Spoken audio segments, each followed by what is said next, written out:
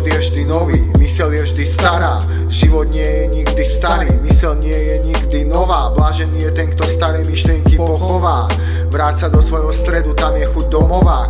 Nerob zo života komplikovanú vedu, veď vieš, že život sa pohybuje iba dopredu. Príď za mnou, ja už som na druhom brehu. Dávno zbavil som sa na svet hnevu. Vyprázdni myseľ, len tak sa môžeš priblížiť k nebu. Vráť sa do stredu, len tam pocítiš života nehu. Keď objavíš sám seba, priblížiš sa k svojmu cieľu. Nemusíš byť priviazaný ku svojmu telu.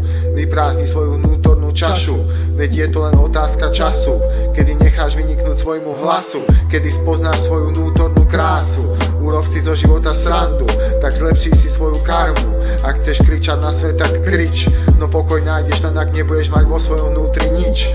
Neupleť si na seba bič, ak nemáš v sebe nič. V tvojej bytosti rozkvitnú tisícky kvetov. Máš vyhrané, ak sa ponáraš do iných svetov.